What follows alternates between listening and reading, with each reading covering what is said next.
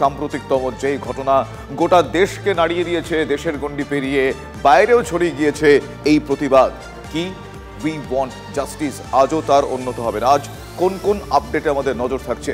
Supreme কোর্টে এই আরজিকর মামলা আজ সকাল 10:30টায় শুনানি রয়েছে, আপনারা জানেন। সেদিকে আমাদের বিশেষ নজর রয়েছে। তিলোত্তমা ধর্ষণ ও খুনের ঘটনায় শতপ্রণোদিত পদক্ষেপ করেছে শীর্ষ আদালত। আজ মামলাটি শুনবে সুপ্রিম কোর্টের প্রধান বিচারপতি DY চন্দ্রচূড়ের বেঞ্চ। প্রধান বিচারপতি ছাড়াও ওই বেঞ্চে থাকবেন বিচারপতি JB পদ্রিওয়ালা এবং বিচারপতি মনোজ মিশ্রা।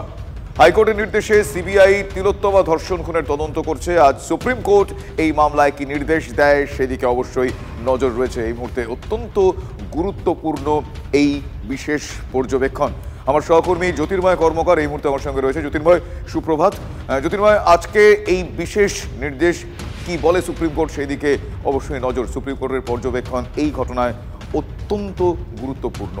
আর কোন কোন দিক, আর কোন কোন বিষয়ে আজকে এই মামলার ক্ষেত্রে উঠে আসতে পারে?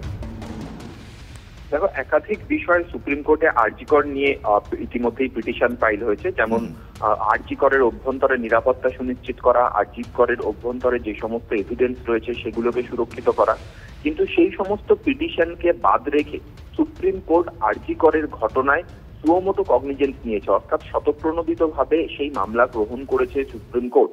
ফলত কোন কোন দিক তারা খতিয়ে দেখতে চাইছে তা কিন্তু শুনানি শুরু হলে তবেই বোঝা যাবে। তুমি ঠিক যেমনটা জানালে, প্রধান বিচারপতি DY চন্দ্রচূড়, জাস্টিস JB পদ্রিওয়ালা এবং বিচারপতি মনোজ মিশ্রার এজলাসে সকাল 10:30টার সময় এই মামলা হবে। কিন্তু এক্ষেত্রে যা আমাদের মাথায় রাখা উচিত, অর্থাৎ যে অভিমুখের দিকে এই মামলা যাবে তা কিন্তু হাইকোর্টের শুনানি। অর্থাৎ হাইকোর্টে আমরা জানি যে গত 14ই আগস্ট এর আগেই কিন্তু একটা বিষয় স্পষ্ট হয়ে গিয়েছে যে ঘটনা 14ই আগস্ট হয়েছে, সুপ্রিম কোর্ট সেই ঘটনাও খতিয়ে দেখবে। অর্থাৎ যেভাবে আরজিকরের অভ্যন্তরে হামলা হয়েছে, ভাঙচুর হয়েছে, সেই বিষয়টিও খতিয়ে দেখা হবে এবং তার পাশাপাশি রেনোভেশনের নামে হাসপাতালের বিভিন্ন অংশে ভাঙা, সেই তার ফলে প্রমাণ লোপাটের চেষ্টা যে অভিযোগ উঠেছে সেই দিকটাও সুপ্রিম কোর্ট খতিয়ে দেখতে পারে।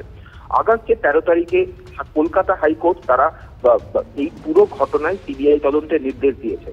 কলকাতা পুলিশের কাজ, কলকাতা পুলিশের তদন্তে সম্পূর্ণভাবে অসন্তোষ প্রকাশ করেছে কলকাতা হাইকোর্ট এবং স্পষ্টভাবে তারা জানিয়ে দিয়েছে যে CBI তদন্ত সম্পূর্ণভাবে মনিটর করবে কলকাতা হাইকোর্ট এবং তার পাশাপাশি 3 সপ্তাহের মধ্যে CBI কে একটি তদন্ত রিপোর্ট, অর্থাৎ এই যাবতীয় বিষয়গুলোর উপর আমাদের নজর রাখতে হবে এবং আজকের পর্যবেক্ষণ, আজকে সুপ্রিম কোর্টের পর্যবেক্ষণ এক্ষেত্রে অত্যন্ত গুরুত্বপূর্ণ। আপাতত তোমায় ধন্যবাদ জানাই জ্যোতির্ময়। আমি আবারও এ বিষয়ে আপডেট তোমার থেকে নেব। Thank you.